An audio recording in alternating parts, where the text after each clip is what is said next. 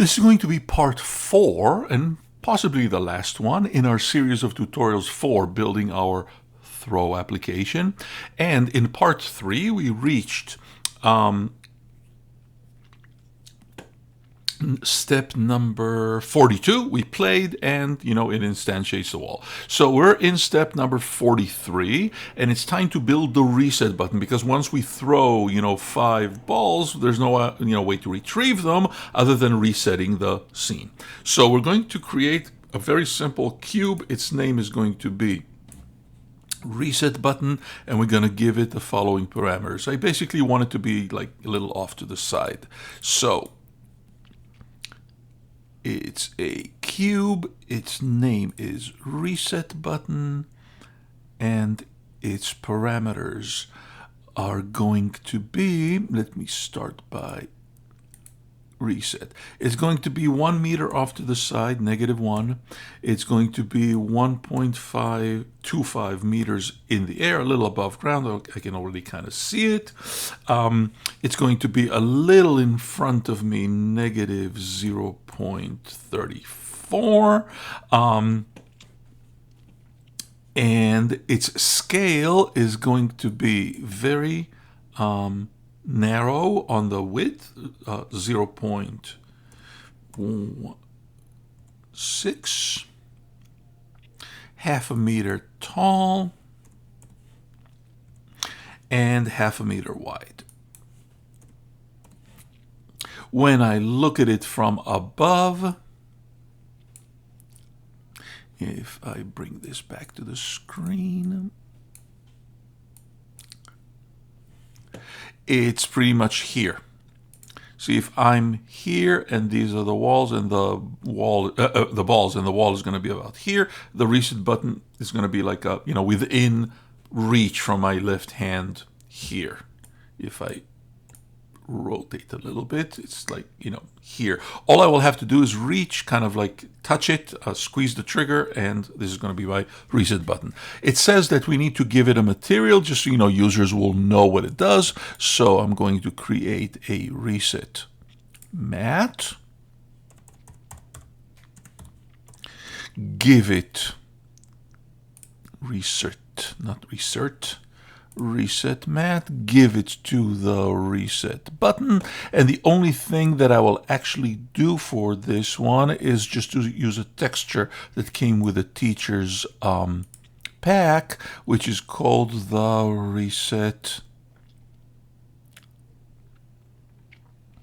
Let me arrange it alphabetically.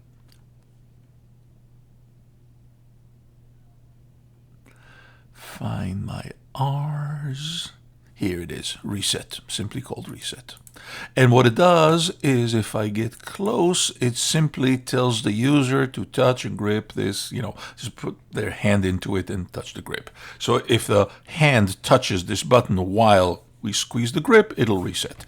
So the only thing this thing needs in order to actually work is to add a rigid body, because in order to detect that it's touching, that it's gripping, it needs a rigid body. And this rigid body is also going to prevent it from moving, because if it had a rigid body and we didn't prevent it from moving, our hand would be basically knocking it like out of place, like all the other cubes. So we're going to add rigid body with all the regular things except no gravity and freeze position. So add component, rigid body, which is going to have all the regular stuff except gravity. And when I unfold constraints, I'm going to make sure that it's totally frozen. In other words, my hand will go into it or right through it. And the only other thing that it needs is a script called reset script, which I already have, so I will assign it. But you need to actually create it. You will add component and so on. I wrote the script separately, so I'm just adding it in.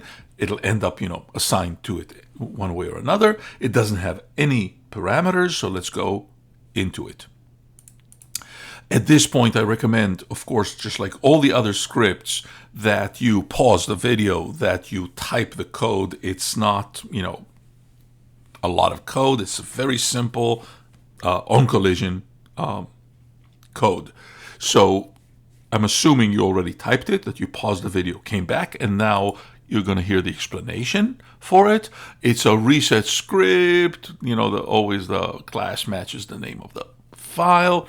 Same as the others. It doesn't have a start, doesn't have an update. All it has is one on collision. The event is collision, and the object that's going to cause the collision is nicknamed whoHit. It's a name I gave it. And all it asks is, if whoHit game object compare, remember we gave those hands to each one of them the same tag. Hand is basically the reset button is asking, who's touching me? Is it a hand? If it's a hand, and notice that it doesn't ask about the button being pressed. This is because they program it very carefully.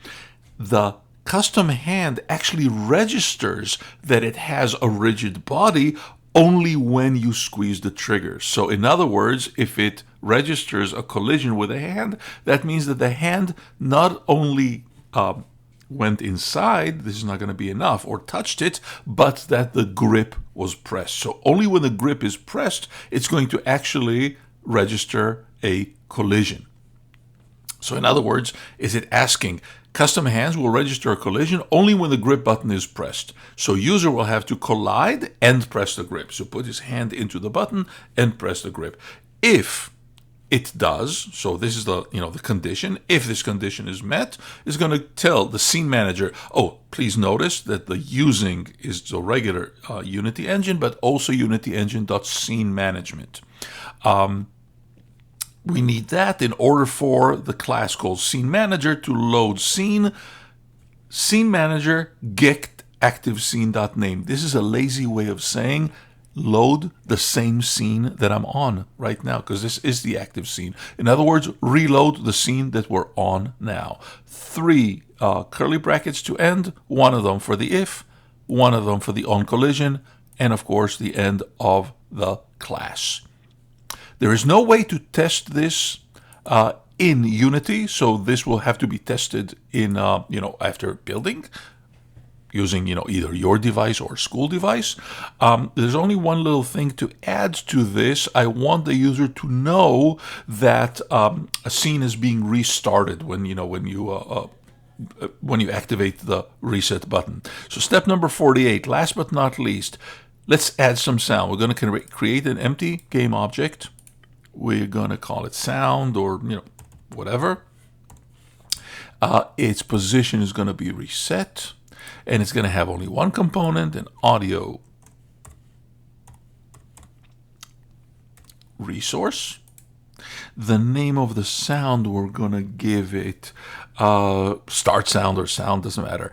Add an audio source, add a resource called magic, and keep it playing on awake. So audio source, the name of the sound is going to be magic. This one. And we're going to keep it playing on awake, and let's see what other parameters I'm giving it. It's basically all the default ones. There's nothing special about this. And at this point, if you have access, you can build. This is the end of the steps.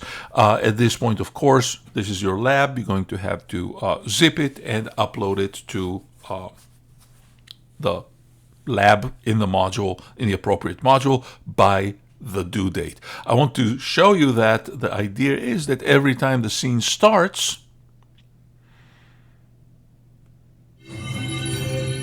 it rebuilds the wall and repopulates those balls in the holder. At this point, it's time to submit the lab, and of course, if and when you have access to Quest, to actually build it and enjoy.